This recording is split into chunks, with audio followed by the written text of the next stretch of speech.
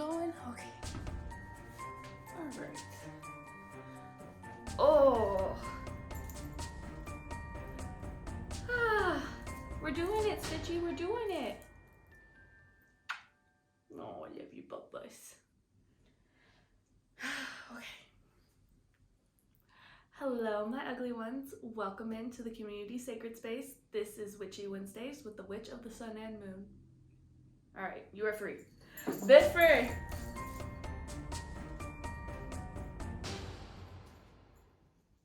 Where to begin? So I guess we should start out with I would say the only hard, fast rule in witchcraft, which is the threefold rule. Whatever you put out is what you get back. Kind of like treat others how you want to be treated. This is, if you put out good energy, it'll come back 3 times as strong. If you put out negative energy, it'll come back 3 times as strong. So if you curse someone, then that curse is going to come back to you 3 times.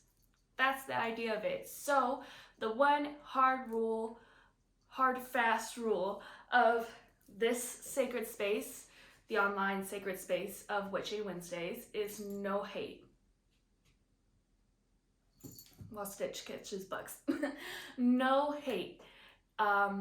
Whether that be to me, to others, to the community, to yourself, vice versa with me, no hate. I will not hate on others. I will not hate on you. I will not hate on myself. This is a sacred space where we create a safe space to come and learn. Just like when you're in class, you're not always going to know everything, and that's okay. This is where we come to learn. So if I see hateful comments like, this is stupid, you're stupid, witchcraft is for the devil or whatever, I will delete those comments. But if you ask me questions like, I've heard that witchcraft is devil work, I'm okay to answering those questions. I'm okay to answering challenging questions. That's why I'm making this Witchy Wednesday series, is because I want to answer witchcraft questions. So now that we've gotten through the rules, let's get to know a little bit about the Witch of the Sun and Moon.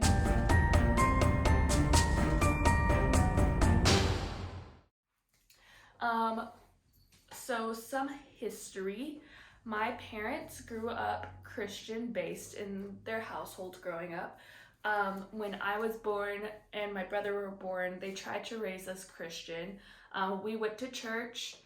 I did like the church's, it's like a musical that they did every year. Sorry, my cat's got zoomies. So they really tried to be part of the church and that community. My dad really, really tried. He read the whole Bible. He got baptized. He tried to lead youth groups. It just didn't click for them. And I think that's because there's a lot of hate that comes from the church, and my family definitely feels that because of some of the beliefs that some people in the church have.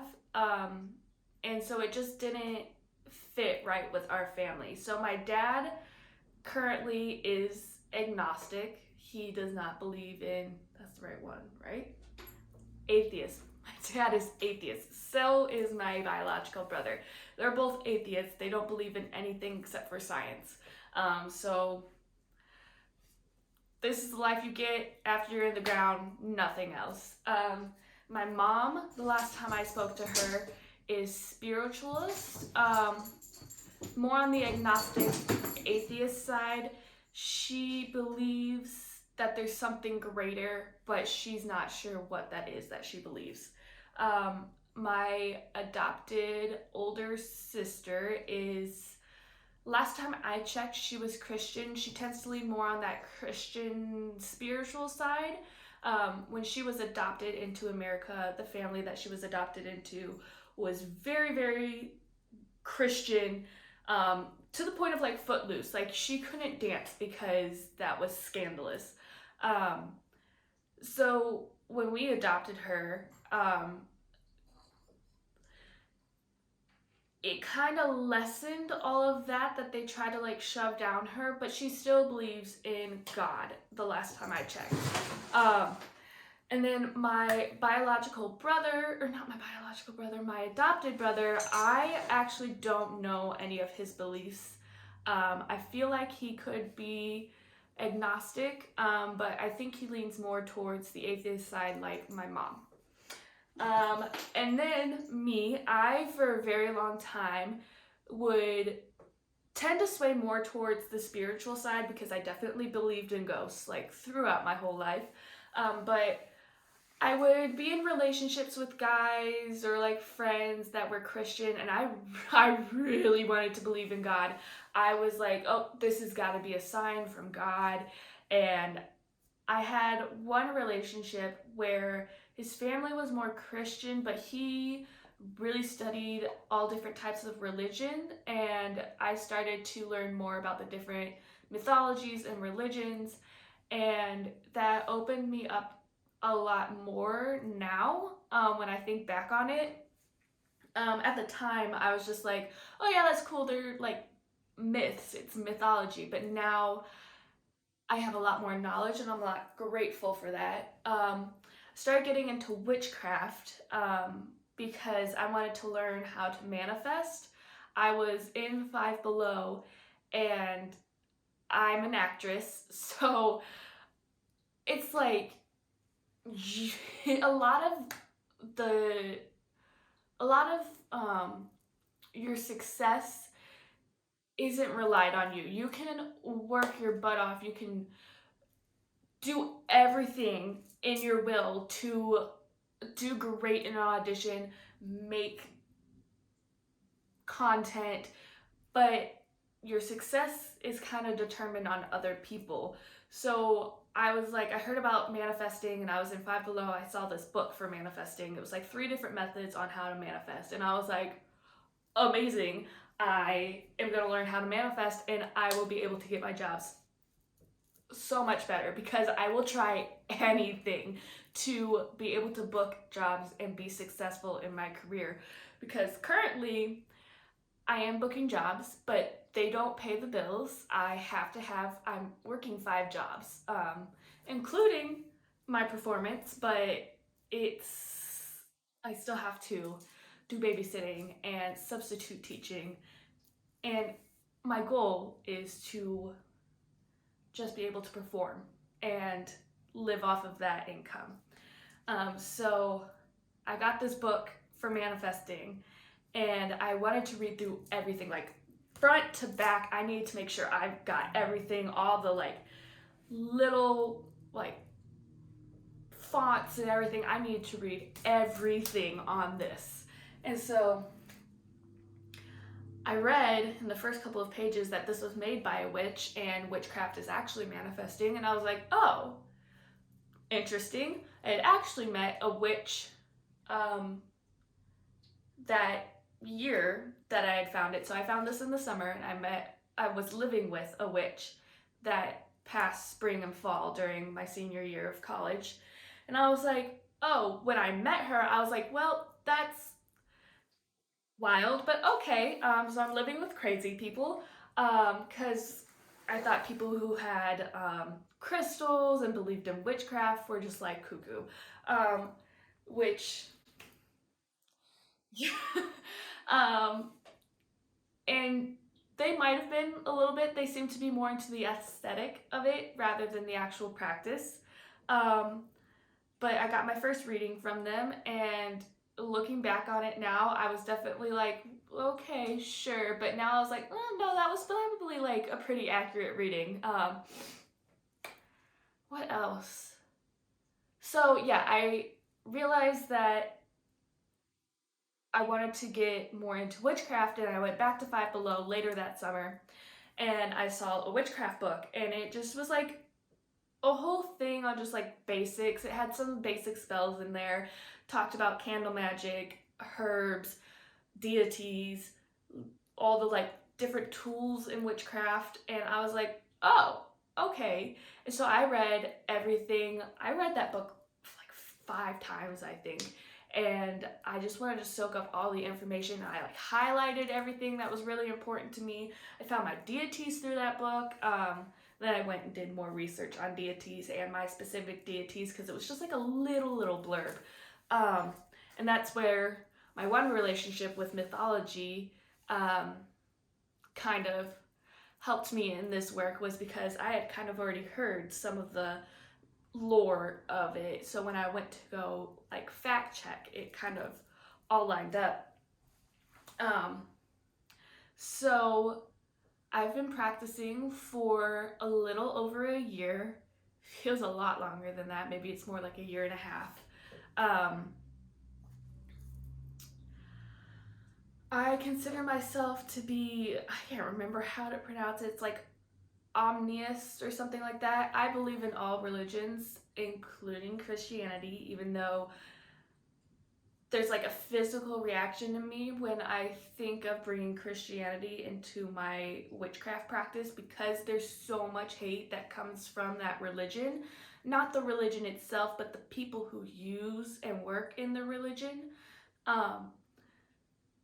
So I have to remind myself constantly when I try to work with like angels and archangels, because as soon as that word angel comes up, I'm like, because of all the hate, especially the hate that way back when Christianity started brought on to witchcraft and paganism, which I tend to lean more towards paganism when I do my witchcraft work, just because that's where it's deeply rooted and comes from mostly.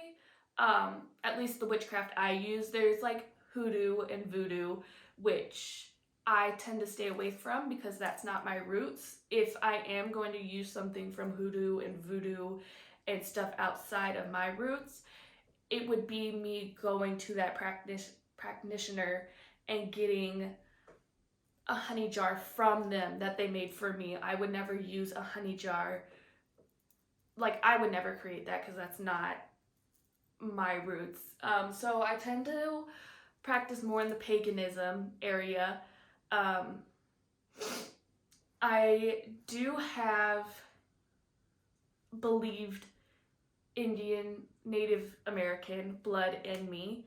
It's very small, so I allow myself to work in a little bit of indigenous work when it comes to smudging.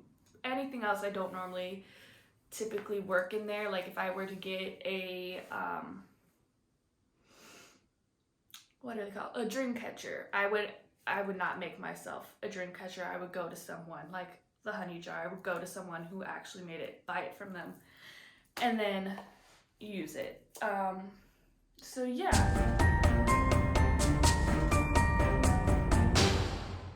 Me, where my name comes from. The Witch of the Sun and Moon, the Witch of the Sun and the Moon. Ooh, I gotta slow down sometimes. My ADD really kicks in. It got that name from wanting balance between both the light and the dark. I just find it important to find balance between the good and the bad, and especially like my mental health journey.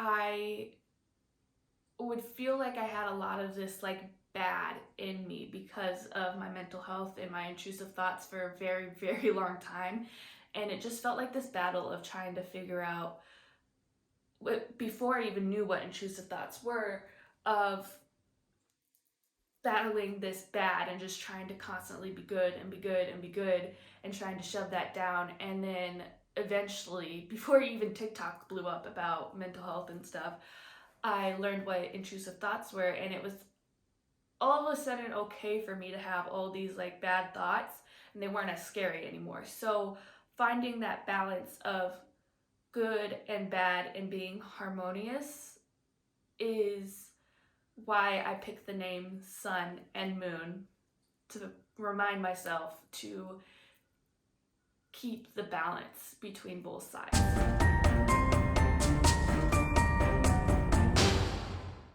Witchy Wednesdays and why I decided to make them. So one of my best friend, my like childhood best friend, I started getting into witchcraft, and I lived with her last year, and I gave her her first reading, and I started to learn more about witchcraft, and I kind of would invite them into readings if I was having a reading.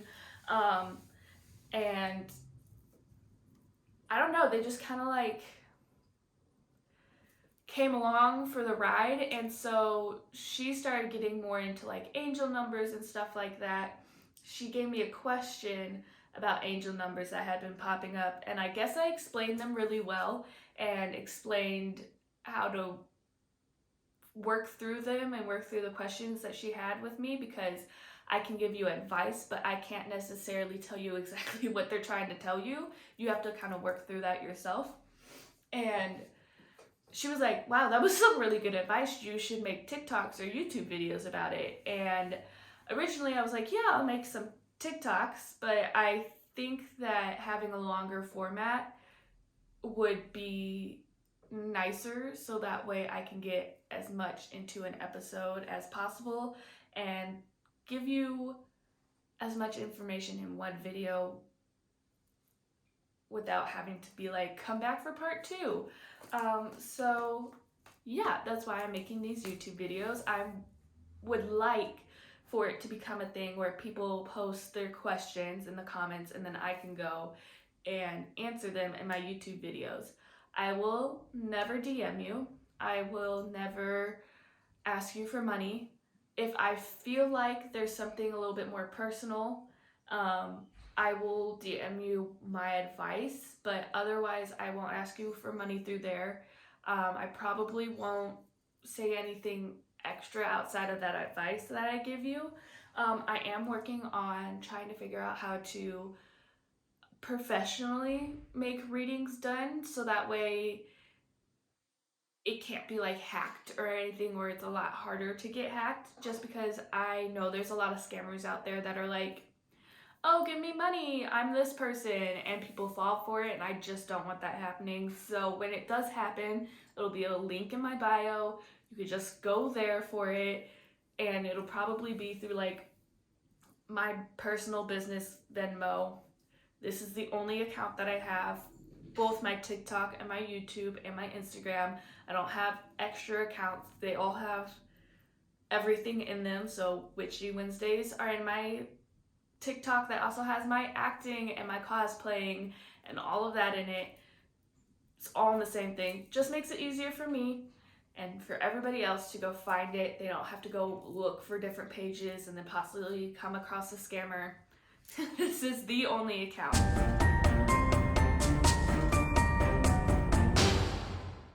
So this is your sacred space. It's kind of your community altar as well. I'll get a close up in on it. I have my own sacred space and altar. It's big. But you will never ever see that. Very rarely will I use anything from it as well, just because unless it's a one-time use item like herbs that I'm using in a jar that's not going to go back into my space, it's going to stay in the community space.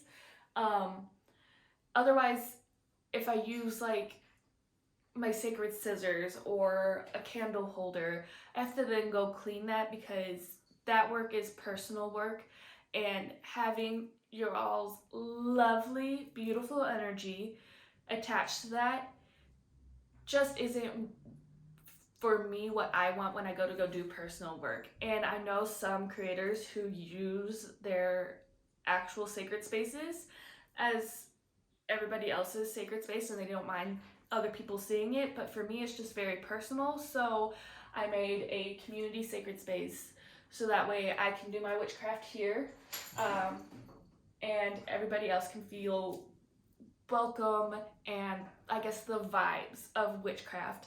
I wanted to make it, I wanted this to be very authentic and original and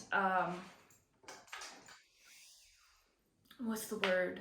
Knowledgeable, scholarly about witchcraft. I always, because of my omnious beliefs, that does include science into it. Actually, I rely heavily on science. It's just how I grew up with my dad. He's a computer scientist. Before he was that, he wanted to go into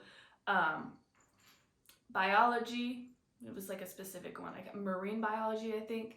So he's very scientific based. He wants the facts. Same with my brother. And so it's always been important to me to get as factful as I can. Now with religion, that's hard sometimes because there is belief and faith that has to go into that. But I try to get as much facts as possible. So I'm constantly double checking. I'm constantly looking up evidence and facts. So like when I look up angel numbers, I have them in my Gildemore, my shadow book, my spell book. But I still find myself, even though I double checked when I wrote them down, I still find myself going back to the internet to search and make sure that that is the true meaning of it. Because sometimes people will post like somewhere out of right wing what 333 means, when 33 means actually something else. But sometimes I'll find, because people do kind of tend to stay in the range of what it means. So like 333 means support, whether it's you supporting yourself or your deities or spirit guides supporting you. It tends to stay in that area, and sometimes it'll just sound a little different, like you got this, believe in yourself. And when my friend asked me about the numbers she was getting, I gave her what mine said, and then I went and looked them up just to make sure that there wasn't anything that might be true for her. So yes, I am very fact-based, evidence-based, try to get the whole picture of everything. So that's what I wanted this to be like. But then I also wanted like the vibes of witchcraft. I see a lot of witchcraft videos and they're very light. And some of my favorite ones are the ones that just seem darker.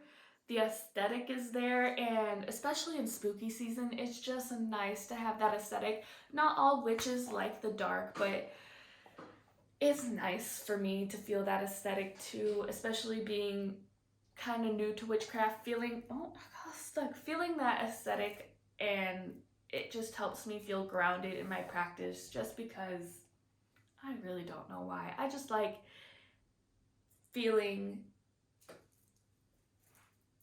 encased in the witchcraft aesthetic, and finding that balance in the light and the dark. So I want my presence to be light and happy and upbeat, but maybe the look to look a little darker, a little witchier. So yeah, that is what I'm hoping for this YouTube series to look like and feel like, so that way you're getting the whole feel of witchcraft. And maybe when it comes to spring and summer, I'll lighten it up a little bit, bring in some of that light to witchcraft, because witchcraft isn't really a dark practice like we've been made to believe. It's not like Hogwarts where the hallways are dark and the candles are lit up. I want that feel for you guys, but when it comes to spring and summer, like Beltane is for the flowers and for love, and it's just so light and breathy and springy, and I might bring that into my videos when it comes to that season.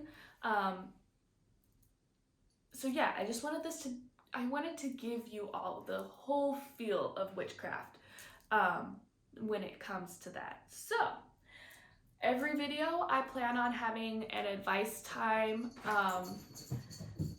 answering questions. So please, please, please comment your questions down below. They can be as simple as what is witchcraft, to something as complicated as something that you've been getting or you don't understand. Like if you don't understand candle magic so much and you need me to give you some advice on maybe something that's not been going right. Again, I've only been practicing for a little over a year. I have learned a lot because of my fact-based practice. but at the same time, I'm still learning. So I might be like, I don't know, let's look it up, and we'll look it up in the video. If I have a question and I can't seem to figure it out, I might ask you all and hope that somebody comes along and is able to give me that question or is able to answer that question for me. So this is a lot of what witchcraft is it's a lot of learning. To be a good witch, I think honestly, to be good and wise in any religion is constantly asking questions and learning about that practice or religion that you're in, so that way somebody doesn't come up to you and is like, okay, you don't know what you're talking about. So yeah, today's video, I do have a witchcraft practice. That's what my other part of my videos are going to be. So hopefully there'll be some questions and then we'll have an actual witchcraft practice. Today I'm going to be making a potion. This can be witchy, it cannot be witchy. It's really up to you. I wanted this to also be open to people who aren't really interested into witchcraft, because that's totally fine. If you just want to be here for the witchy vibes, come here for the witchy vibes. I will still teach you how to make potions, just no hate. No hate. So today we are making a cider. You can turn it into a hard cider, but it does have witchcraft practice in it. Like we'll be using the number 7 a lot because it is like, consider it like a holy number when it comes to witchcraft. It's very important, especially when it comes to Samhain. I cannot remember why. I will post it right here. Wow, magic. So if you're not into the witchcraft practice, you don't care, forget about the number 7. Forget about how I'm turning it, setting intentions. That doesn't matter to you. Just follow the recipe. Yeah, so let's go make some cider. This is an opportunity to also make it a hard cider. I will be using a wine to make some of them a malt wine. You could also use an apple rum, any type of like apple spirits that you would like to use into this. You cannot use apple spirits. It's really up to you, but I'll start at the base. For me, I'm making half and half. Some a malt wine, some just a regular cider. But I hope you enjoy, so let's get to the kitchen. Alright, hi. I hope your eyes didn't get hurt. But welcome to my kitchen. Today we're making cider, like I said, our potion. 7 is the like rule of thumb when it comes to this recipe. If you forget all else, think 7. If you're like sitting there stirring and you're like, I don't know, 7, 14, multiples of 7, that's gonna help you. All right, so our base today is cider. You're gonna wanna get you a good cider. I did a pickup at Jawasco, and for some reason, they substituted apple juice apple cider. Yeah, a 100% juice apple cider. So I was like, well, that's a dud. I actually just had this DoorDashed while I was taping because I was like, I need like actual apple cider. So I was like, well, you know, this might not actually be a fail. So for one of them, because I don't want to mess all of them up, I'm gonna put a little bit of this in it, like I would put a little bit of the apple wine. I've never had apple wine before, so this will be interesting. Normally when I make my malt wines, I use a red wine Moscato. So this will be interesting. I'm really hoping that it's very appley and cinnamony and fall. So 7 apples, cinnamon sticks. I prefer cinnamon sticks over cinnamon powder. Doesn't really matter too much if you don't mind texture, but the powder doesn't normally dissolve as well. I tend to find like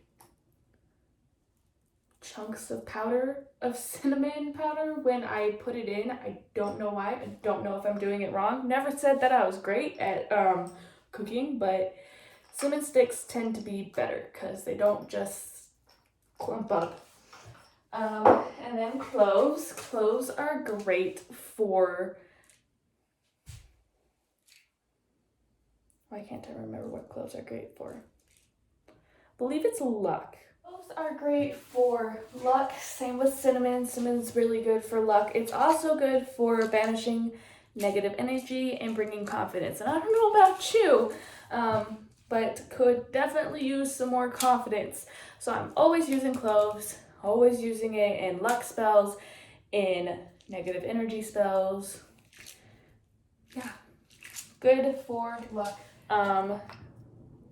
Cinnamon is good for luck. It's good for money. It's good for love. It's good for healing, protection. It's kind of like good all around. When in doubt, cinnamon. So, got that. And then I like to use a mason jar when making them. Preferably, I would use a smaller one, but I don't have enough smaller ones to do this. So we're using the ones that I normally make my protein drinks with. I haven't been able to make protein drinks recently because I'm having stomach issues. Maybe the next video will be a stomach remedy. I think it's just because I use whey powder, and as I get older, my self-diagnosed lactose intolerant ass can't handle lactose at all. So, mason jars, basically at the end, you're gonna, I would put just like a little bit of water. Whoa. I would put just like a little bit of water to cover maybe like this much of the mason jars.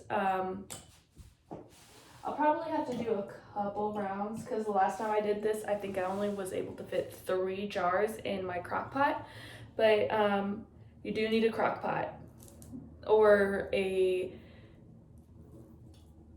big pot to put these in and to boil them. I like crock pots because you can walk away and they'll be fine. But all of the ingredients is going to go into here. You'll want a lid that won't let the evaporation out. I did this one time where I just put everything in the crock pot and I was just gonna scoop it out into things, but like all of it went away. I had like a half a cup of my mulled wine and I was like, wow, amazing. So put the ingredients in here and then put the lid on, seal it up, and you want to make sure that nothing's getting out of this, and then put it in the crock pot. So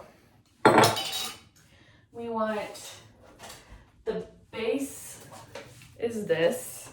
I put about, normally I put about an apple's worth in there, but I have some dead apples and we're using 7 apples because 7 is the number. So I'll do about that. It's a little less than halfway full, and especially because these are big, you'll want to do more if they're bigger glasses and how much you want to make. So we're gonna fast.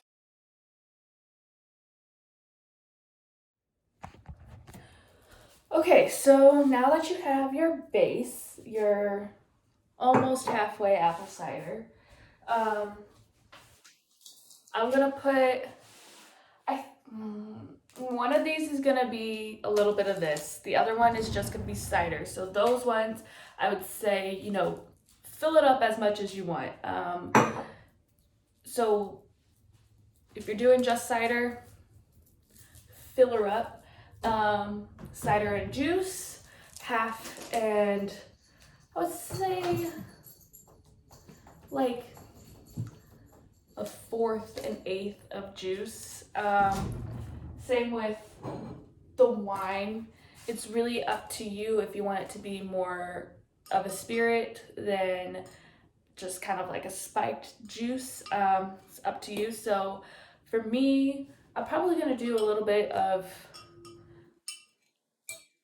2 of my glasses are probably going to be wine, so I'll probably do one half and half, half wine, half cider, one more cider, and then a little bit of wine, and then my juice one, I probably won't put too much juice in it, and then I'll have full cider in the other 2 that I am doing. So go ahead, get that going for yourself.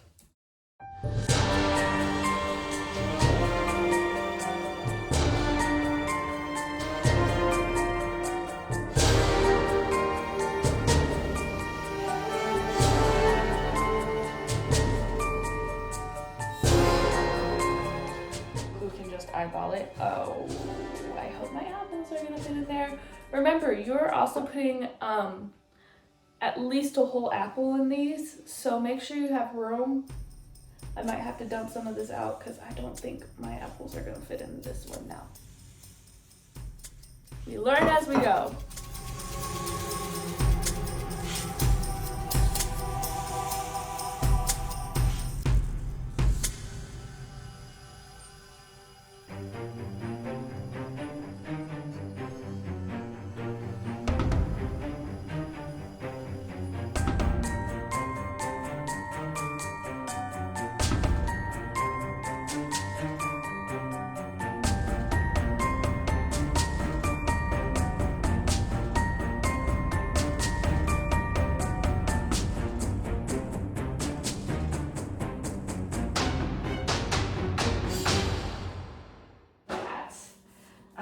Should be done with all of the juices now. Coming in with the cinnamon. I understand why these are on there now. It's just a tiny bit annoying, but I would prefer this rather than the Tylenol killer. So, if you don't know what the Tylenol killer is, look it up. I can't remember her name. There's someone on YouTube actually that does true crime videos, and she has one about this Tylenol killer. Oh, also at the beginning of this video, if you don't know what, I'm putting another one into this one because it was a little cinnamon stick.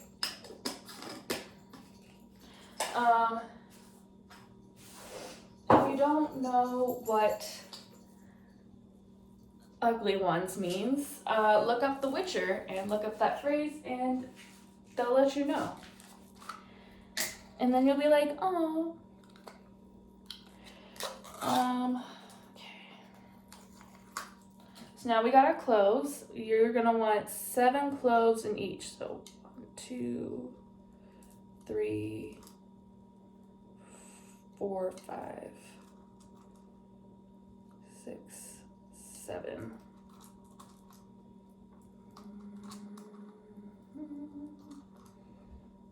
Three, 4, 5, 6, 7. I can't multitask for shit, but if you can, I would encourage you to set intentions while you make these. If you like more cloves, 14 for the witches, whatever. If you're not a witch and you just want to do this recipe, yeah. Now we want to add the apples, so I'm going to cut those and be right back. Okay, so once you've cut up your apples, you're gonna put them in here. But like an apple and a fourth will be fine. If you did 7, 1 whole apple, it's up to you how much apple you put in here. I just like to use 7. If you're not witchy, it's up to you. So it should kind of look like this. Yes, you do want that extra room. I did have to pour a little bit out of 2 of mine because I filled them up a little bit too much. But now, if you are not witchy, just shake it up a little bit to try and get everything, mine's talking, to try and get everything mixed up. If you are witchy, counterclockwise to let go or banish anything. So a good thing to banish or let go of is negative energy, laziness, forgetfulness, evil spirits, evil energy. It's a good counterclockwise to go like this 7 times. Clockwise to bring into yourself. So positivity, happiness, love, success, stuff like that. So in each one, that's how you'll want to shake it up. And then maybe give it an extra shake just to make sure. And then you're gonna put it in your crock pot. Mine can only fit 2. It's fine. It is what it is. Shake them up, put them in your crock pot or boiling pot. Crock pots are nice. Again, just like a little bit of water, just so that way you don't burn the shit out of your crock pot. And make sure you have a seal tight lid, and something that can get hot. Mason jars are amazing for that because that's how you can beans, if you did not know, or anything for canning. Yeah, and then enjoy. Let me know if it went good for you. The apple slices, I normally do eighths, so cut them up in 4s, core them, and then split them. Again, it just, for me, the bigger the chunks, the less mush you're gonna get. I did do them one time where I tried to cut them up in small pieces. It was not good unless you like mush. Um, so eighths or even fourths, I think the bigger the apple size is, the less mush you're gonna get. I use green apples. They don't have to be green apples. Green apples are just my favorite. You could use red apples, yellow apples. It's up to you. Do a mixture, whatever your preference is. Yeah, I hope you enjoy, and thank you for coming to Witchy Wednesdays. I'll see you next Wednesday. Okay, real quick before we end this video, I just wanted to give you a tour of your community sacred space. So up top, we have a stick of selenite and just some decorations, some intention cards, a sound bowl for your root chakra, and then down here at the bottom is where the altar really kind of is big. So at the back we have, and in the north we have Earth by Crystals, and then we have Air with Sage and Palo Santo. We have a candle for fire, and then Rain, Moon, Water for water, and then in the center we have a cauldron for spirit. The cauldron might not always be there. If we're doing a certain spell that doesn't require a cauldron, it might get moved to a corner off to the sides over here. But this is your community sacred space and altar.